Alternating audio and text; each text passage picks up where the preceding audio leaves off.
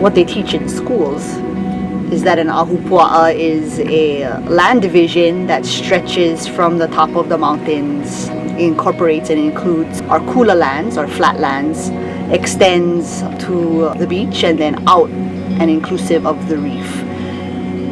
An ahupua'a was intended to provide access to all the resources necessary for sustenance and life.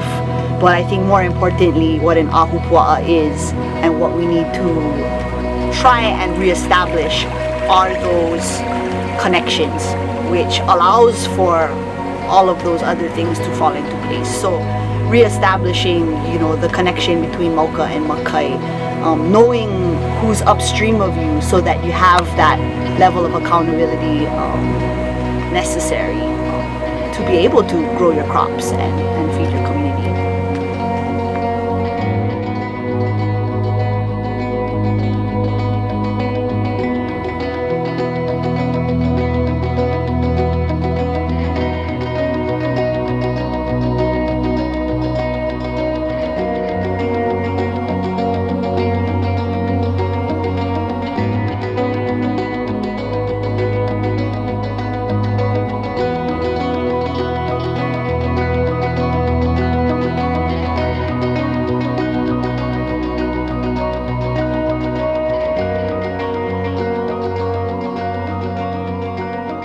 Right now we're actually in the Haiku Valley, which is in the back of Haia.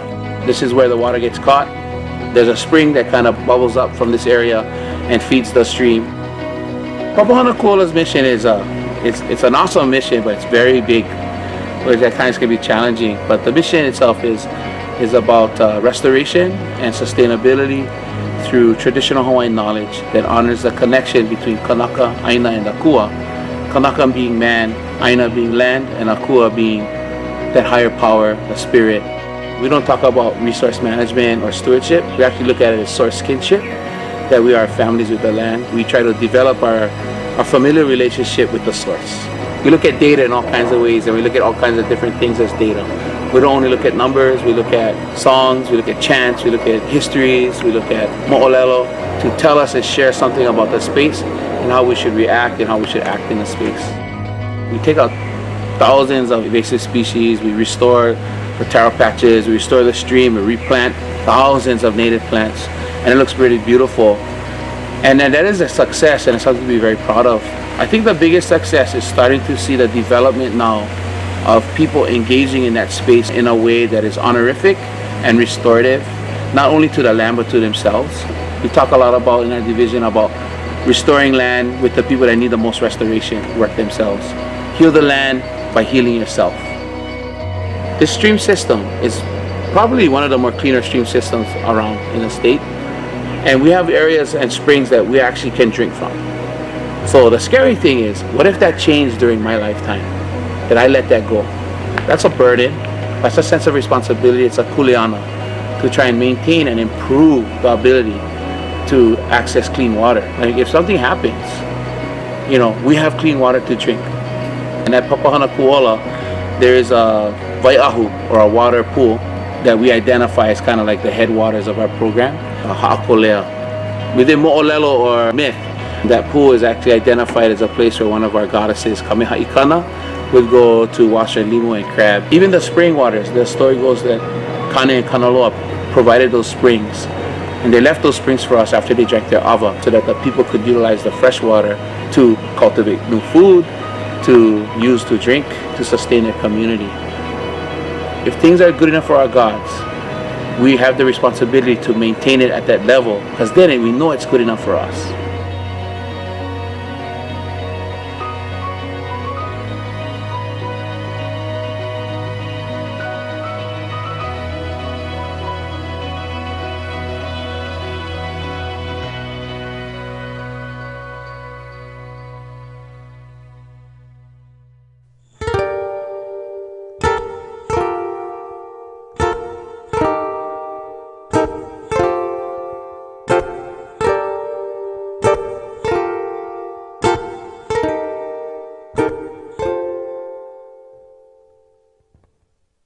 The stream is important to us at Kako Oiwi for the very fact that it's a physical reminder that we're tied together. It's a physical reminder of what occurs mauka, or in the uplands, directly impacts us at Kako. What we do in the stream now directly impacts what our friends and our family does at Paepae, and it directly impacts what occurs in the reef system. So the stream is just a reminder to us of our obligations to each other, and that's what really why we gotta take care of it. The families have been here for thousands of years. Kako, we started working here in 2007. Kako, Oiwi's mission, vision is to restore the parcel that we're on. It's 405 acres. With as much kalo as we can grow on this piece of land, I mean, we could seriously feed so many more people. And not just food. There's 1,000 different ways to feed people. Sometimes people need knowledge. Sometimes people need places to run away and refocus. Sometimes people just need food. But I think because of the kind of place we are, we can afford to do all of those for everybody. 400 acres and single-digit crews. That's probably the biggest challenge. We have a real small crew and a real big place. A bigger challenge is going to be how the climate and environment changes, and I hope that I believe we'll have the labor and the capital to adjust to those situations. I think it's important. It's important for us to know each other. It's important for us to help each other. It's important to see the faces of the people that you really, in the end, ultimately answer to. I think that's one of the big challenges of today is everything is so disassociated. Yeah, oh, nah, I don't know that guy. He lives down the road. How many people nowadays know neighbors on the entire block? And not just know them, but talk to them, converse with them, worry about them, care about them. Here, there's not a block. I'm on 400 acres. I have 1,000 blocks here. But when you think about water, we're super close. If you spill, 1,000 gallons of hydraulic fluid, I can count minutes until it starts to bleed down to the next person on the river. We're not really sure where the stream went originally. That stream is going to divert or change path again, and we need to make sure that our families and our community is resilient enough for that change to occur, and resilient enough to respond in the correct manner to continue our projects here at Keia.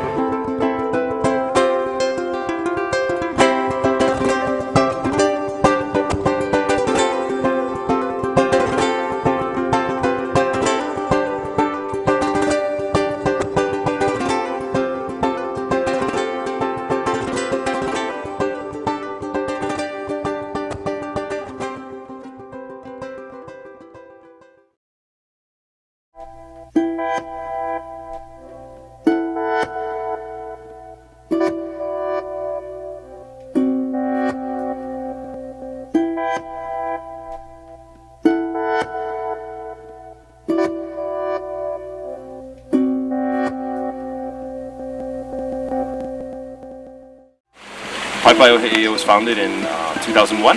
Very humble beginnings. We just began as a group of young Hawaiians interested in taking care of a fish pond, passing on the knowledge that we have. At the time, we already recognized that we weren't going to be here forever. We needed to train and build up the next generations of people who are going to take care of this place. Everything that we do here, the fish pond is the source. Education, restoration, aquaculture production that we look at, scientific research, Hawaiian worldview research. It's our job as Paepae to be that facilitator to help bring communities and the fish pond together. This fish pond has the longest wall in the state, about 1.3 miles, 7,000 feet.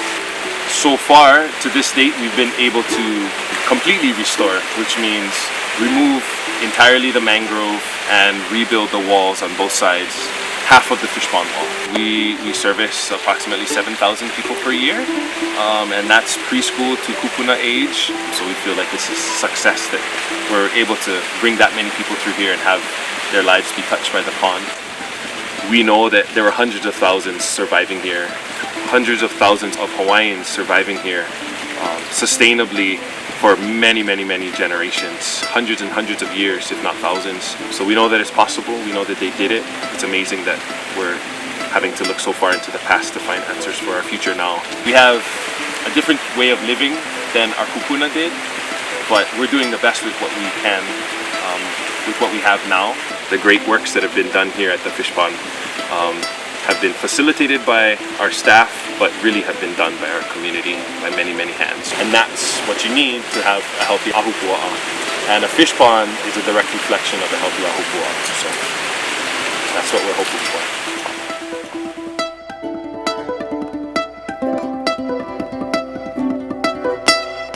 I'm a speck of dust, you know, as good as I can possibly be in the entire span of my life. Really, in the entire span of this land, I'm a speck of dust that made a minuscule difference. But if I can extend my influence, if I can extend whatever I'm responsible for one more generation, and if that generation can extend one more, if I can affect people through education, then it's exponential. Huh? There's one of me. If I teach 30 kids, already that's 30 that learned. If only half of them go out and do something, that's 15. That's 15 times what I can do by myself. Main thing is they receive whatever they get here and make it better for the future. Because of our isolation, we're unique. When you're living on an island, you develop an island mentality. You become very resourceful. You have to always think finite. A lot of times we try to push that away and we try to behave as if we are continental people. We have to kind of understand, like, we're all on the same water system. You want me to talk about the fish pond, I'm going to talk about the water. You want me to talk about the ahupua'a, I'm going to talk about the water. If somebody is downstream from you and you screw things up, you should know what their face looks like. Although we have water now, but if something happens, do we have enough water to sustain ourselves over a period of time? You know, and that, I don't know. I don't think so. I'm very scared about that. Climate change and food security and El Nino and global warming, the island communities and the island nations are feeling the effects now. It's just really that basic respect that you have for your ecosystem and considering yourself to be part of the system. And that's the same thing we have to think about globally. That whatever we put into the ocean, whatever we put into the sky, whatever we put into ourselves has to not have a bad effect upon someone else. All of the folks within He'eia, they're some of my best friends. When you have a lot of people, how do you incorporate people together to move in a direction that is functional and productive? Lau Lima means cooperation, working together. No, it's 400, it's actually a number. Lau meaning leaf or meaning plenty, numerous. Lima is your hands. We all have to put our hands in to work. There's many leaves on a particular tree. So if you imagine all of those lau were hands, the work that could be done by those many hands. He'eia presents that opportunity for us to be successful and achieve those reestablished connections and relationships. And that's thinking island.